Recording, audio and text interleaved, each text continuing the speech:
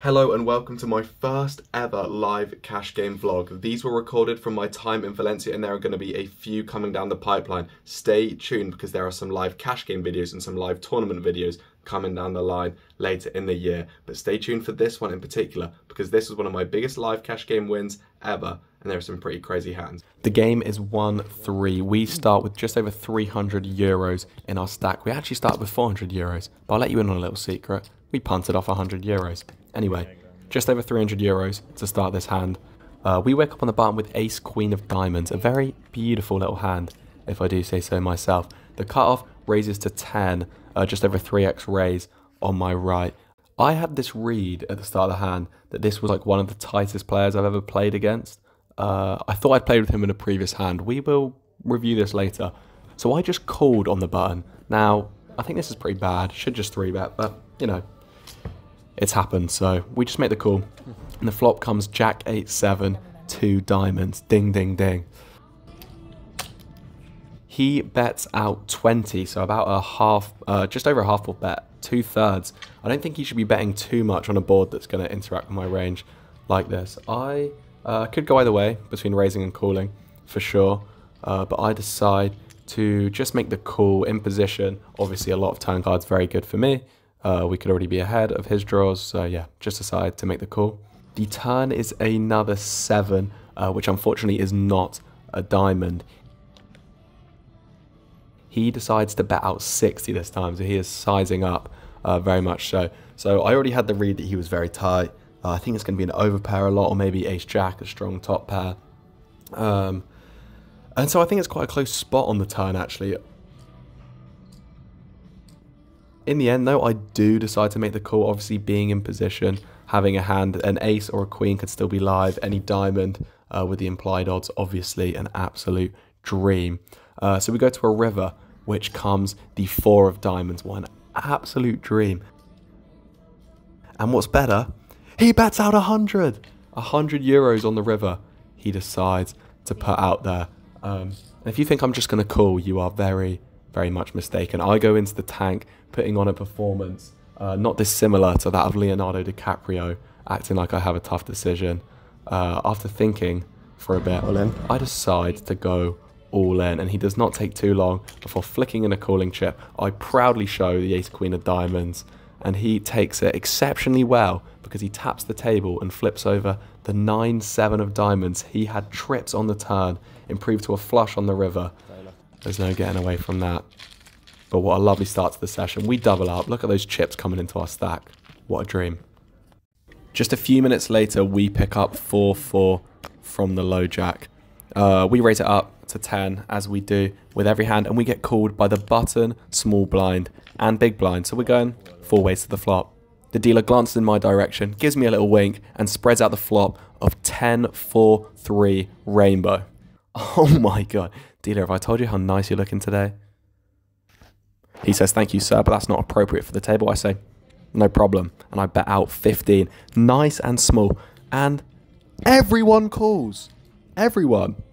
So I guess we're heading to a turn, I guess. And he puts out the turn, which is another 10. This is honestly the absolute dream of a turn. When everyone calls on the flop, it is very likely someone has a 10. So at this point, I'm going to be sizing up a little bit. And I opt to bet out 60 euros. This time, the button calls, and the other two think, fuck that, get me out of here immediately. So we are heading to a river. The river, they put out a 7. There is no flush on board, there's no nothing. I've just got the stone cold nuts. And before someone says in the comment, he could have 10-10, and that would mean that he has the win. Shut the hell up. I think a while about my sizing, and I think I've got 2 things going in my favour here. Number 1, I've been playing with this guy for a few weeks now, and I've shown down a lot of pretty wild bluffs. And number 2, I've got the physical appearance of a prepubescent teenager, so he's not inclined to believe my bets. With this in mind, I decide to size up, and I put out 220 euros, and his chips cross the line before mine do. He absolutely snaps it off, and I once again proudly flip over the 4-4 for the full house. We never know what he's got. He snap marks. One can assume he had a 10 in his hand and he could not get away. Didn't even think about it, to be honest. Another massive pot gets pushed my way. Just look at those chips. And we are absolutely sun running at the start of this session. For this one, like the fantastic live vlogger that I am, we're about to join the action on the turn. Pre-flop, I had queens under the gun, good hand in it.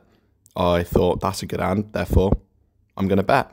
€10 I wagered, and because this game is 1-3, people are yet to find the fold button. We go 4 ways to the flop against the cutoff button and the big blind. The flop comes an okay one. We have 7-6-4 with 2 hearts. I guess check is not the most unreasonable thing in the world, but I think I want to get some value here, and I think I'll be able to get away on later streets if I am beat. So I decide to bet out 20, and I get called by the button and the big blind. Now the turn is the jack of spades, bringing in a second flush draw. From the way I've seen the big blind play before, I am pretty damn confident that if he had 2 pair, a set, or a flop straight, he would have raised it up on the flop. So now I want to get value from a jack, I want to get value from a hand like 7-5, and I want to charge the flush draw. So I decide to bet again. I bet out €70. The button looks like he wants to fucking murder me. He takes a long while. Based on previous hands, I don't think this is like some sick level he's doing against me. I believe he genuinely had a decision, which leads me to think he is more likely to have a hand like 7-5, a hand like 9-8 of hearts, something which has a lot of equity but is not a very strong made hand right now. And in the end, he does decide to make the call. The big blind says €70, are you taking the piss? And he throws his cards in the muck. The river rolls off the ace of diamonds. I still think I have the best hand. I don't think I'm going to get paid very often if I do go for the bet, so I decide to check it relatively quickly. The button actually looks like he's fighting demons. He wants to bluff so bad. I was actually sat there. I was so ready to snap him off like a prime Thanos if he decided to put out a bet. But in the end, after thinking for a while, he does decide to check. I show my queens. He mucks it. And my stack is up to €1,000. I sat down with €400 about an hour ago. What the hell is this sun run? You think queen under the gun is nice? How about king under the gun +1? You know the drill by now. I raise it up to 10, and the low jack 3 bets to 25. The button cold calls, and the action is back on me. Ladies and gentlemen, the price of poker is going up. I make it 100. The low jack quickly folds, and the button, who is a very old man, who looks not unlike someone you see in a James Bond poker scene, after a while decides to make the call. The flop comes king, queen, 4 rainbow. Dealer, I didn't even need that. I do have a lot of the board locked up, but I still think I just want to be betting small. I think he's going to call me along with his draws, with his ace queens, with his queen jacks, if he does somehow have a king with that. So I bet out 30 and he snap calls. The turn is the 7 of clubs. I bet out 60 and he snap calls again. I mean, at this point, I don't really care what comes on the river. I'd ideally like it to not be a club, but he's not going to have many club hands anyway. The dealer obliges. He slides out a 4 for the rivered full house. I have the absolute nuts. He leads his remaining €90 or so into me. I have the nuts. I snap show the nuts. He has ace queen. He looked very embarrassed about going all in on the river, and he said, well, what am I going to do? Just call another bet? And I was thinking, folding is a legal option. All this has happened under the same dealer, and it's at this point that I realise I haven't even tipped him yet. So I think, fuck it out, he probably deserves a few, eh? This next hand, I wake up with king jack offsuit under the gun +1. Whilst normally I would fold this hand, there is a straddle onto 6, so I think this is too good an opportunity to pass up. I raise it up to €12. Action folds round to the straddler, who makes the call. We're going off to a flop. The flop comes ace-9-7, 2 clubs. And as soon as I see this flop, in my mind I have already decided that I am going to start blasting. He's going to have much less ace-x on than normal, being the straddler, and I'm still under the gun, so I have a huge rage advantage. I bet out for €10 and he quick calls. The turn is an offsuit 4. I still think hitting a king or jack will probably be good on the river. I also think I can put a lot of pressure on 7x or some flush draws or some 10A. He's going to have so many hands that can fold to a big bet. I blast out €35 and he quickly calls again. The river comes the king of diamonds, putting me in an interesting situation. He checks it over to me. Could I go thin for value here?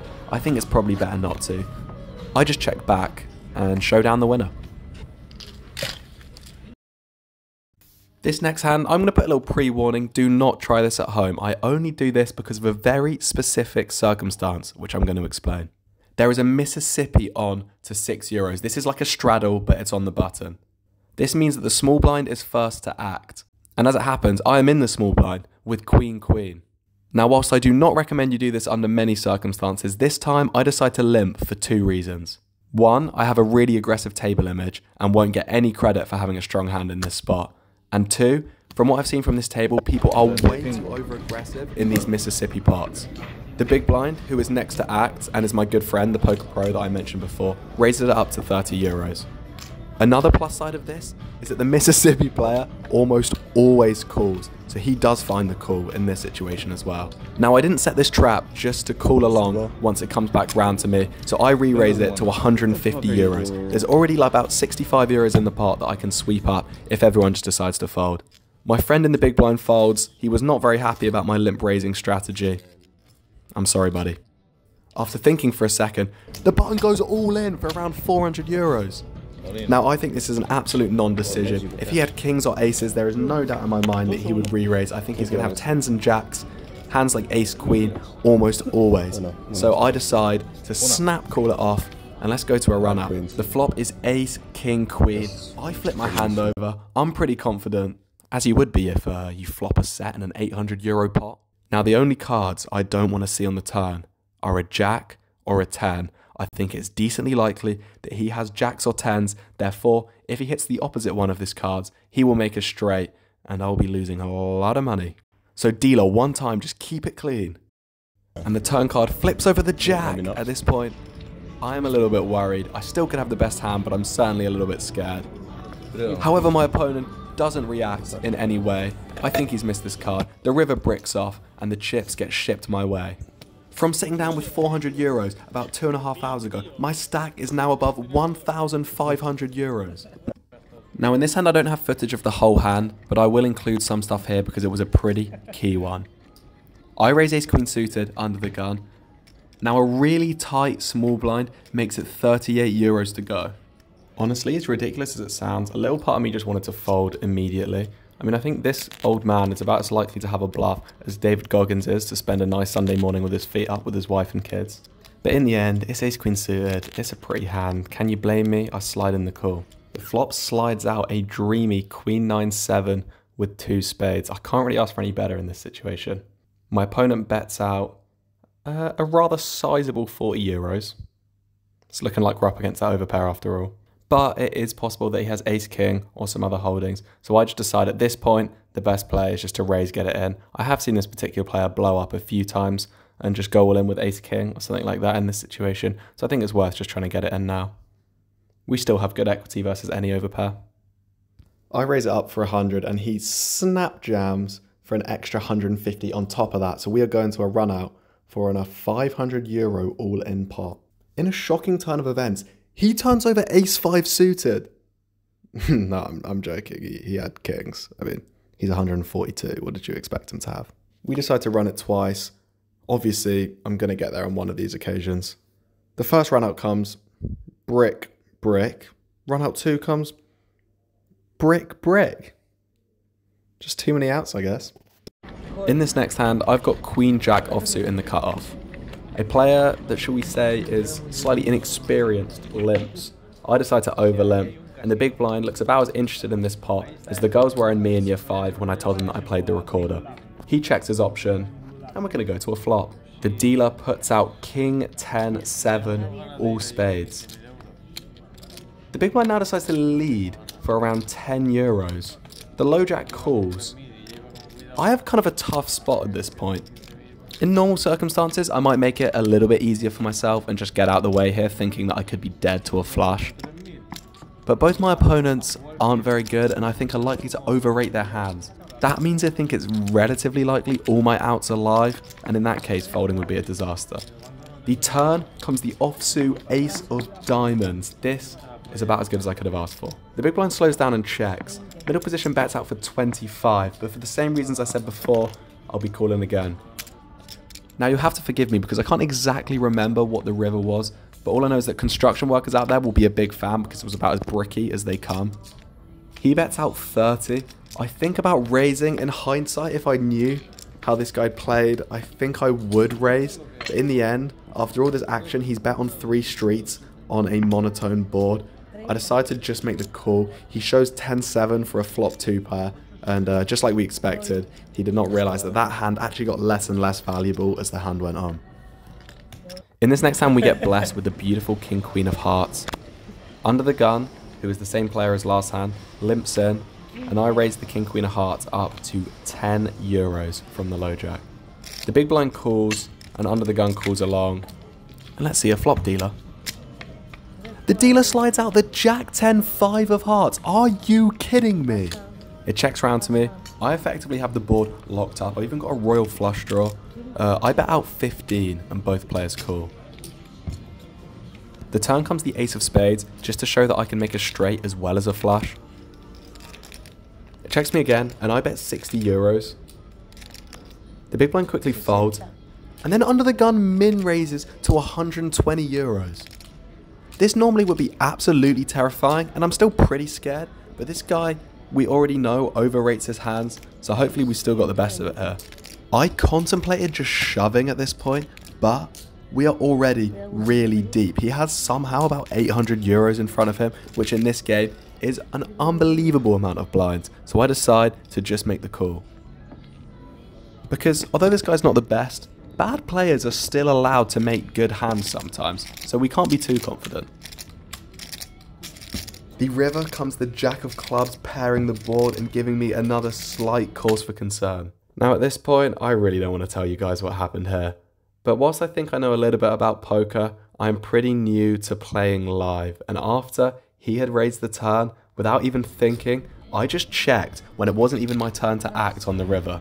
This means that if he would like to check, he knows that my check stands and I do not have the option to place a bet. And he thinks, oh yeah, I'll have a bit of that. Checks about as quickly as you could, and he turns over the ace-9 offsuit with the ace of hearts, giving us the win. Did he consider the turn raise to be a value raise or a bluff? I don't think we'll ever know. After this hand, I stop recording for the session. We end up playing for another 3 or 4 hours, and I actually end up raking in about another 400 euros of profit from this game. By the time we leave, we go and cash our chips, and we have made a profit of 1,404 euros. It says 1,800 on the screen there because I bought in for 400, and that is how much I am out for. And there we go. Our YouTube cash game journey has started with a bang. Please let me know what you thought of the video down in the comments down below. This is the first time I've ever made a video of this style of a cash vlog. So if there's anything else you want to see, please do let me know and have a little bit of patience. The quality is going to get better. It's the first one I have ever done.